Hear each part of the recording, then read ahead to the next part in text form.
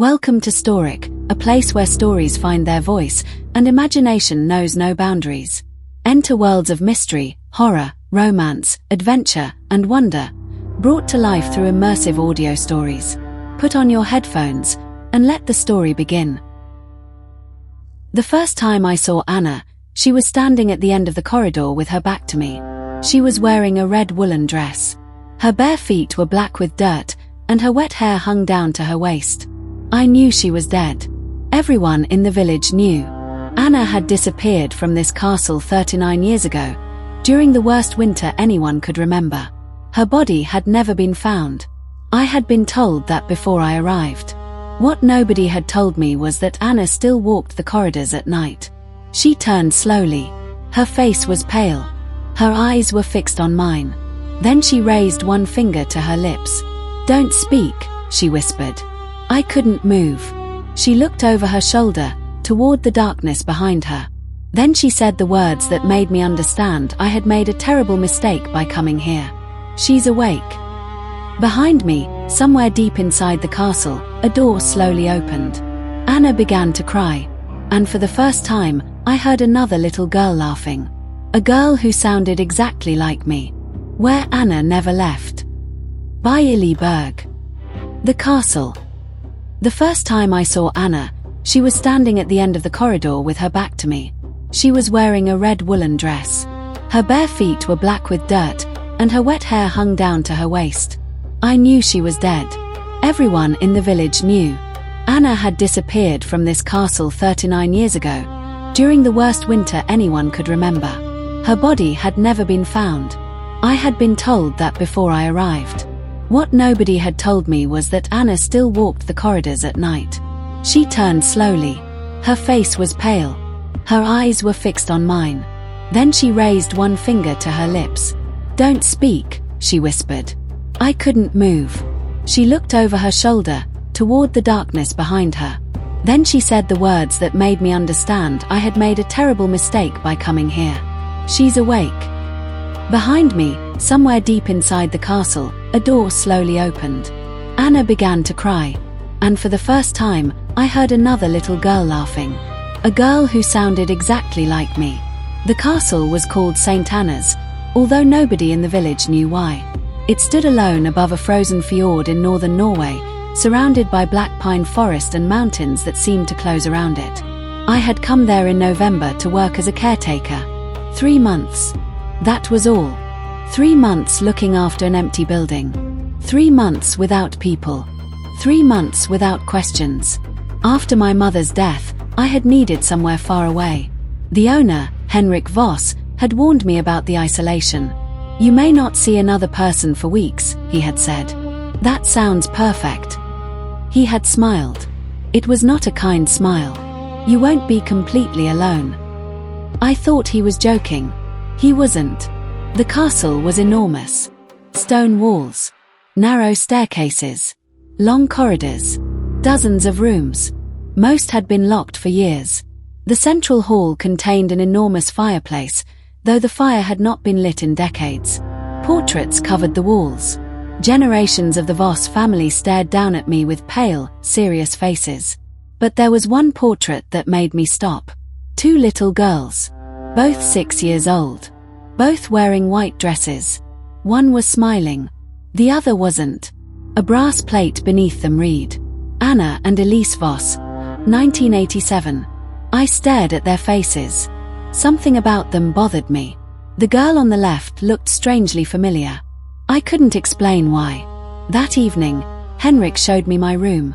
"Keep this door locked at night." "Why?" He looked toward the corridor. "Old building." "That's not an answer." "No," he said quietly. "It isn't." Before leaving, he gave me 3 rules. Don't enter the west wing. Don't open the nursery. And if I heard someone walking upstairs after midnight, do not follow them.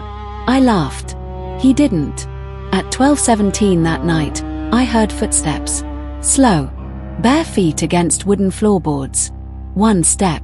Then another. I remembered Henrik's warning. I stayed in bed. The footsteps stopped outside my door. Silence. Then 3 soft knocks. I didn't move. A child's voice whispered, "Illy." My blood turned cold. Nobody in the village knew my name. The voice came again, "Illy." Then something slid underneath my door. A photograph. I picked it up. It showed two little girls standing outside the castle. On the back, written in faded ink, "Anna and Elise. Winter, 1987. I turned it over. The photograph had changed. There was now a third girl standing between them.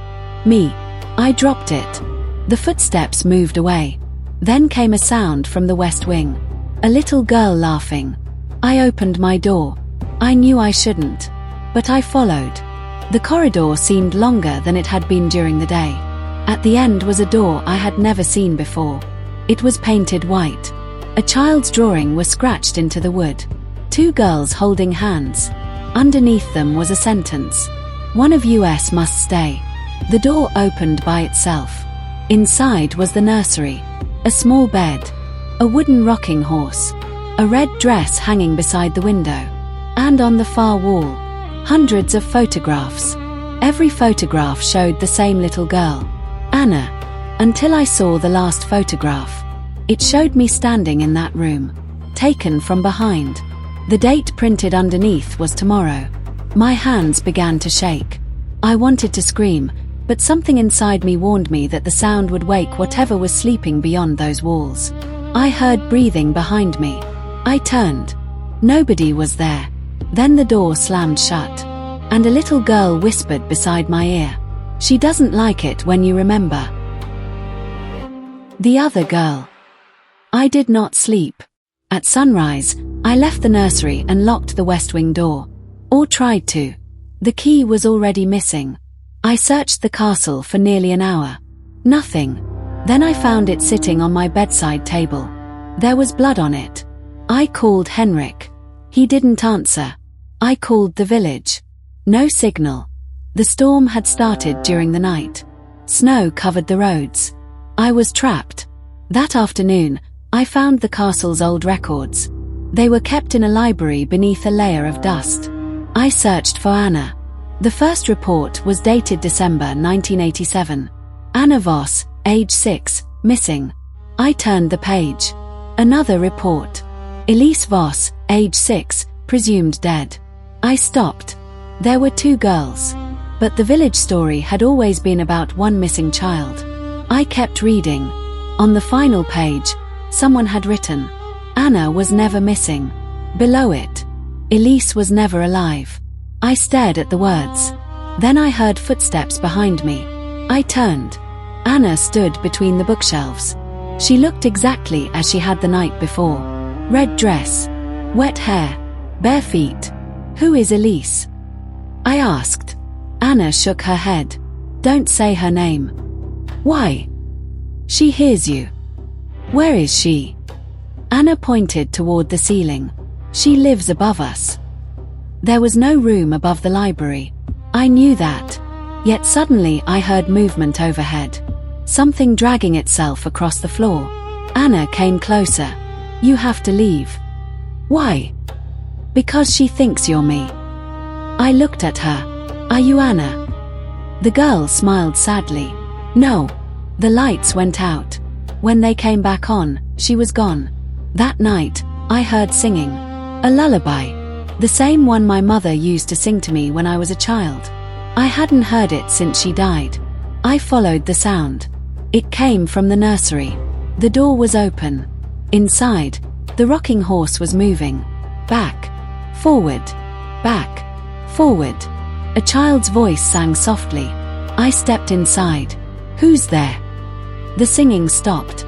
A mirror stood against the far wall. I looked into it. My reflection was smiling. I wasn't. Then the reflection lifted its hand. I didn't. It pointed behind me. I turned. Anna stood in the doorway. "Run." The mirror cracked. A hand pressed against the glass from the other side. A woman's hand. Then a face appeared. My face. Older. Bloody. Smiling. I screamed. Anna grabbed my wrist. Her hand was freezing. "She's been waiting for you." "Who?" Anna looked into the mirror. Your sister. I don't have a sister. Anna whispered. You did. The mirror shattered, and every piece reflected a different version of me. A child, a teenager, an old woman, a corpse, and in every reflection, a little girl stood beside me. The name Ili. The next morning, I found a letter hidden inside the piano. It was addressed to me. Ili. My mother's handwriting. I knew it immediately. My hands shook as I opened it. She had written only one sentence. If you ever find the castle, don't believe the girl who calls herself Anna. I read it again. Then again. The castle groaned around me. I kept reading. My mother had known about St. Anna's. She had known about the Voss family. And she had known something about me. Something she had spent my entire life hiding. At the bottom of the letter was an address. A hospital. I searched the castle's records for the name. Nothing. Then I found a photograph tucked inside another file. It showed two infants. Twins. One wore a red ribbon. The other wore white. The names were written underneath. Anna Voss. Ili Voss. I couldn't breathe. I had never been adopted. My mother had never told me. I was born here, at St. Anna's castle. The memories began coming back. Snow. A locked door. My mother's screaming. A little girl holding my hand. Anna. We had been playing hide and seek. She had hidden in the nursery. I had locked the door. Not intentionally. I had forgotten the key. Then the fire started. The nursery burned. Anna never came out. But the official story was different. The family had claimed she disappeared. Why? Because someone had survived. Someone had come out of the burning nursery. Me. But I wasn't alone. There had been another girl. Elise. A girl who looked exactly like us. A girl who wasn't human. She had been living inside the castle long before we were born. My mother had called her the third daughter. The castle had a tradition. Every generation, a child was born. And every generation, one child was taken. The family believed the castle demanded a daughter. Anna had been chosen. But I had escaped. The letter fell from my hands. Behind me, someone whispered, "Now you remember." I turned. Anna was standing there. "You lied to me." "No. You said you weren't Anna." "I said I wasn't the one you remember." "What does that mean?" She stepped closer. Her face changed. For a moment she looked 6, then 16, then 30, then exactly like me. "She wears our faces," she whispered. "Who?" "Elise." The castle shook. Every door slammed at once. Anna grabbed my hand. "We have to go to the nursery." "Why?" "Because that's where she was born." "And what happens there?" Anna looked at me. "She has been waiting for you to finish what you started." "What did I start?" Anna's eyes filled with tears. "You locked me inside." The lights went out, and from the nursery came the sound of a child laughing. The third daughter. We reached the nursery just before midnight. The door was open. Inside, everything had changed. The walls were covered with children's drawings. Hundreds of them. Each showed the same 3 girls. Anna, Ili, and the third girl. The drawings became darker as they progressed. 3 girls playing. 2 girls running. 1 girl crying. 1 girl burning. 1 girl smiling. Then, finally, 1 girl standing alone. I looked at Anna. What happened to the third girl? She never had a name. Why? Because names make you real. The floor beneath us creaked. A child's voice came from inside the wardrobe. "Ili." Anna pulled me backward. "Don't answer." The wardrobe door opened. A woman stepped out. She looked like my mother. Then she looked like me. Then Anna. Her face changed every few seconds. "Hello, sister," she said. Anna began screaming. The woman smiled. "You left me." I couldn't move. She came closer. "You locked Anna away." I was 6. You promised you'd come back. I don't remember. You always forget. She touched my cheek. Her fingers were freezing. You were supposed to die with her. The memories returned completely. The fire. The smoke. Anna screaming. My mother pulling me away. And the woman in the nursery. Elise. She had stood behind the flames. Watching. Waiting. My mother had made a bargain. She took me away. Changed my name. Changed my identity. And promised Elise that one day I would return. I had thought my mother abandoned me. She had actually been hiding me. Until she died. Until the castle called me home. Elise smiled. Your mother broke the promise. What promise? That you would come back. And now? Now you have. Anna grabbed my arm. Don't listen to her. Elise turned toward Anna. You're not even real anymore. Anna began to disappear. Her body became transparent. No. I reached for her. Elise laughed. She stayed because you couldn't. I understood. Anna wasn't the ghost. I was. Not completely. But part of me had remained here all those years. The child I had been. The memory I had buried. The castle had preserved it. And Elise had fed on it. She wasn't haunting the family. She was the reason the family existed. She had been wearing their daughters' faces for generations. And now she wanted mine. She reached toward me. Anna screamed. Run! I ran. Down the corridor. Through the great hall. Toward the front door. But when I opened it, there was no snow outside. There was another corridor. The castle had changed. Every door led somewhere else. Every room contained a different version of my childhood. My mother. Anna. The fire. The nursery. And finally, a hospital room. A woman lay in a bed. She was old. Grey-haired. Weak. My mother. Alive. She opened her eyes. Illy.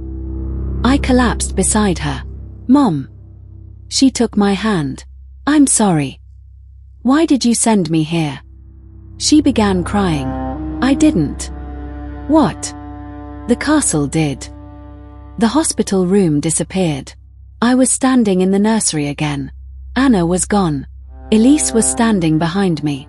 And she was wearing my face. Where Anna never left. There are some places you cannot leave. Not because the doors are locked. Because a part of you is still inside. I understood that when Elise took my face. She became me. And I became something else. Something without a name. She walked toward the castle entrance wearing my body. She smiled at me. Now nobody will know. I watched her leave. For the first time in 39 years, the front doors opened. Snow blew into the hall. Elise stepped outside. Then she stopped. She turned around. She looked frightened. What did you do? I smiled. I remembered. The castle began to shake. Every window shattered. The portraits fell from the walls. The old stone screamed like something alive. Elise tried to run, but the snow beneath her feet turned black. Hands emerged from it. Hundreds of them. Children's hands. They grabbed her ankles. She screamed. I heard voices.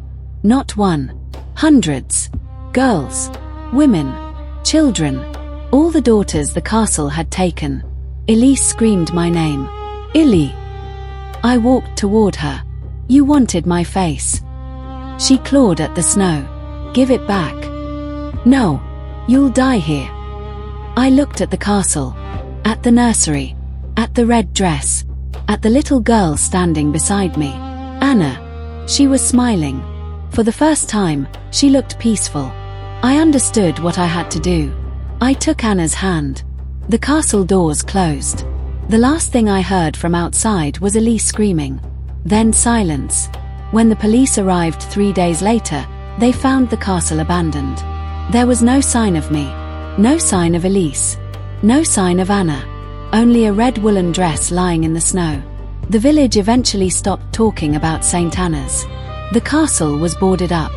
The road disappeared beneath the snow. And life continued. At least, That is what the newspapers said. But sometimes, in the middle of winter, people in the village hear a little girl singing near the fjord. A lullaby. The same lullaby mothers have sung in that valley for generations. And sometimes, when the northern lights are strong, a woman can be seen standing at one of the castle windows, watching the road, waiting. They say she has long dark hair, pale skin, and a red dress. But there is something strange about her face. Nobody can remember what she looks like, because every person who sees her remembers someone different. A daughter, a sister, a mother, someone they lost, someone they abandoned, someone they were never supposed to remember. I know this because I saw her once. Before the castle disappeared, she stood beside me in the nursery. Anna. She took my hand and whispered, "You can go now." I asked her where she was going. She smiled. "Home." I woke the next morning on the shore of the fjord. The castle was gone. Only snow remained. I was alive. At least, I think I was. I returned to the village. Nobody recognized me. Nobody knew my name. But the old woman at the cafe looked at me for a long time. Then she began to cry. "You came back." I asked her what she meant. She reached across the counter and touched my face. "You look just like her." "Who?" she whispered. "Anna." That night, I looked into the mirror. For a moment, I saw myself. Then the reflection smiled. I didn't. Behind my reflection stood a little girl in a red dress. She raised one finger to her lips and whispered, "Don't tell them I'm still here." I turned around. There was nobody behind me. But when I looked back at the mirror, the girl was gone. And written across the glass, in a child's handwriting, were 4 words. Anna never left the castle. I stared at the sentence. Then I noticed the 5th word. It hadn't been there before. It appeared slowly, as though an invisible finger were writing it. You didn't either. Thank you for being part of Storic. If this story stayed with you, leave a like, share it with someone who loves a good story, and subscribe for more immersive audio stories. Visit us at www.theristoiq.com for more. Until we meet again, keep listening, keep imagining, and never stop discovering new stories.